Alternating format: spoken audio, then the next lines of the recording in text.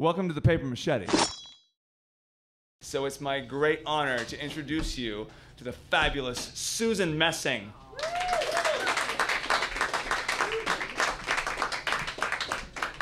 So sweet. I'm so glad that you're here, girl. Thank you. Yeah, first of all, tell us where you were raised up. Raised up? Yeah. I was raised up in Short Hills, New Jersey. And what do you think of... Yeah. Thank you. Thank you very much. Bring up the house. Will you live there till you were how old? I lived there until I went to college. Very good. Yeah. And what do you think about Jersey Shore? Do you know, I've just never heard people speak like that in my town. So I find it, as a sociological study of the human condition, as atrocious and delightful as the next human being, I would have to say. Very nice. Thank you. I'm interested, you, in Messing with a Friend, you play characters at all levels of the socioeconomic strata. Yes, I do. I see you play a lot of Bowery ladies, and then I see you play a lot of upper crusters, and they all are sort of the same level of asshole, which I think is sort of your gift to them. Well, I think asshole and victim are my two favorite kind of characters. Yes. What I'm interested in knowing is what kind of people did you know growing up in your childhood? Upper middle class people. That's Short Hills, New Jersey is, I guess, in the Philip Roth novel Goodbye Columbus.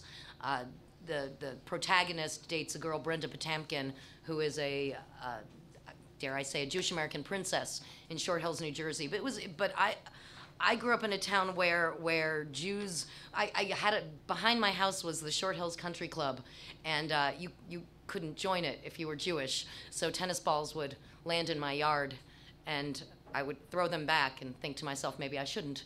I don't know. I just, you know what I mean? It's not a very I guess now it's just more social. What do they call it? Social segregation now, or economic segregation. I think that black people are still not allowed to live by Lake Road. There's like a little association around there. There were a couple of wonderful things that happened in my town. If you look on the New York Times, if you've Googled everything on the planet and you don't feel like Googling ex-Scientology equals cult, which I love to do, or ex-Mormons, not the FLDS ones, just regular Joe Mormons. They're so much fun. Google Milburn High School. Apparently there's a slut list. Did you hear about this? This happened in Milburn very recently, and it made national news, where apparently there's a slut list at Milburn High School where, as part of the hazing of freshmen in the last 10 years, they've declared, like, you know, who gives blowjobs, who gets finger blasted, the whole 9 yards.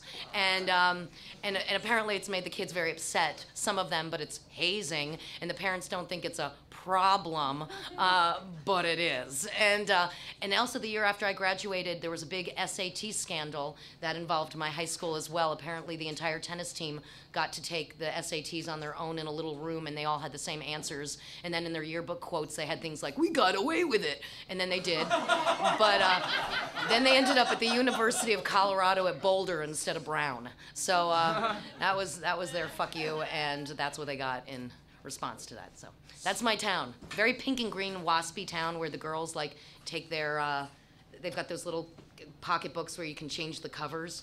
I was definitely a fish out of water, definitely. And you play a lot of Bowery maid types. Yes. You know what I mean? I just like people. I just like to try on people. I mean, don't get me wrong. I'll get off stage and be like, ew, ew, ew, I can't believe I was that person. But, you know, as long as my daughter can't see the DVDs of the shows, I'm perfectly fine until she's of legal age or until I die. So. Were you raised with faith? I was raised Jewish. I am sociologically and culturally Jewish, but I have looked in a prayer book and said, I believe this shit. So I'm more of a golden rule person. Yeah. Very good. How old were you when you first drank alcohol? How old was I? I was always allowed to drink. My father, for a while, went through his midlife crisis and lived on boats. So you were always allowed to drink on the boat. So when everybody was going out and getting really fucking drunk, I was requesting like leopard, you know, rolling paper joints instead. So I was So how old were you when you started smoking pot? The reefer? Probably about 17 or 18. It's called mommy Prozac. That's what I like to call it. And you don't perform drunk, though? You would never... No, I wouldn't even... I couldn't even drink right before a show, never.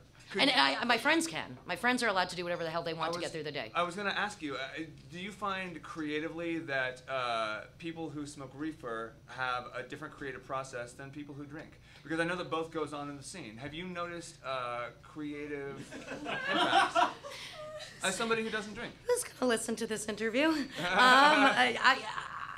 I would say that we perform in a cabaret setting, and I think it can certainly invite responsible drinking and irresponsible drinking, irresponsible smoking and responsible smoking. I don't think there's responsible any of this, but I do believe it's just part of the culture, and I have no judgment about it for other people as long as they end up on the same page as the rest of their peers. When a group gets together and one person has had 5 shots of Maker's Mark, which a very good friend of mine had during a show of ours, she doesn't remember part of it, and that kind of pissed me off. So I don't have judgment for people. Like friends of mine drink right before my show. I don't care, but I can't do it.